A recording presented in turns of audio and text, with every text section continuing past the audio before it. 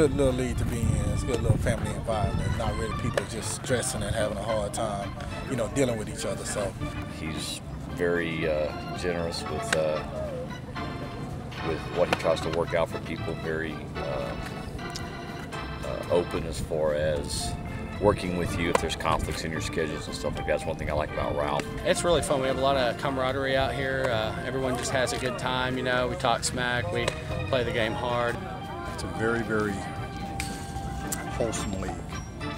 Good to play, great fun, great personalities, and the most interesting thing about it is that you see lives change down here. We've managed to make it a pretty good learning experience.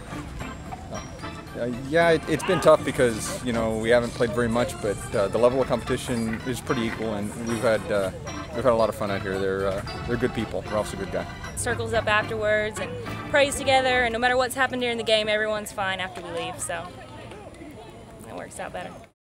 In 1985, I got the idea that we wanted to start our own companies, so we began with a kind of creative name, the Texas Softball Hall of Fame, because we thought that would be a name that people would remember. It was sort of catchy, and it's just something people would remember when they heard it. They'd say, "Oh yeah."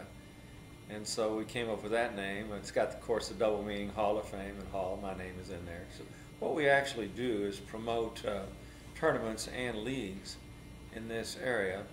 One of the first things we did was we started doing round robin tournaments. Everyone else at the time was doing double elimination tournaments. Pretty much they were getting $100, and a lot of people were playing 2 games, and that was it. And then they'd go home. Well, I remembered from one of my classes in college that there was another kind of tournament called round robin, and I looked up some of my notes I'd taken in that class, so I was getting my education, and sure enough, I came up with the idea that instead of giving these people 2 games, I could give them 4 games in one day, and instead of charging them $100, I would charge them $80. Well, that idea went over real well.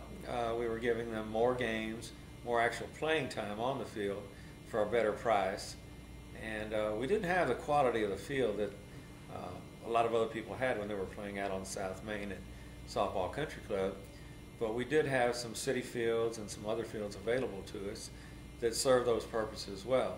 We have begun leagues. We have a number of leagues going right now. I don't know exactly what year we began doing leagues.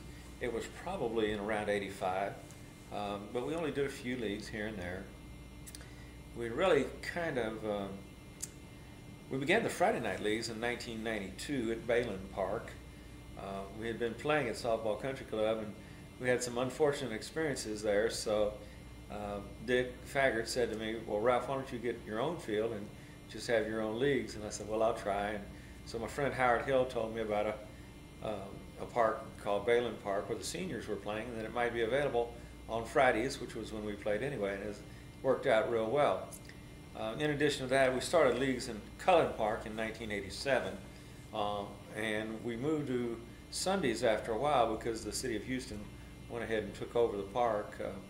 We had 3 nights a week out there, but once they decided to go ahead and go forward with their own program, we moved to Sunday nights because they didn't want to do leagues on Sunday. Right now our Sunday leagues are going well. We have 4 leagues on Sunday, about 26 teams right now, and that's got a really long history. Goes all the way back 20 years, so in 1987. Every league is unique. Wherever you go, you're going to have certain emphasis, whether it's on the competitive aspects or the recreational aspects. One thing we have always emphasized since 1982 is sportsmanship, and sportsmanship is very closely connected with good behavior and morality,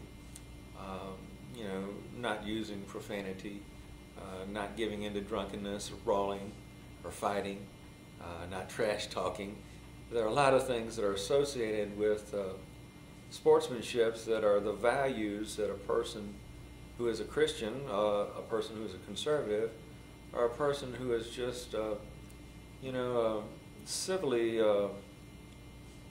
civilly straight, you might say, that attracts those kinds of people to our program. It's not an exclusively Christian program. We don't want to just have Christian people playing in the program. We want all kinds of people playing in the program. And we are sensitive to the needs of those who do not want to participate in a prayer after a game. That's perfectly acceptable. That's fine. But many of our people that participate do like having a prayer together after the game, particularly at Missouri City, and we've done that at Bayland Park some too. And we did that in a few other locations. And a lot of people like the overall positive atmosphere that has a lot more family values to it, that has a lot more wholesomeness to it. There are so many things out there in our culture that are not wholesome and that take away from the family. But our program is one that supports sportsmanship, and that's part of our mission statement.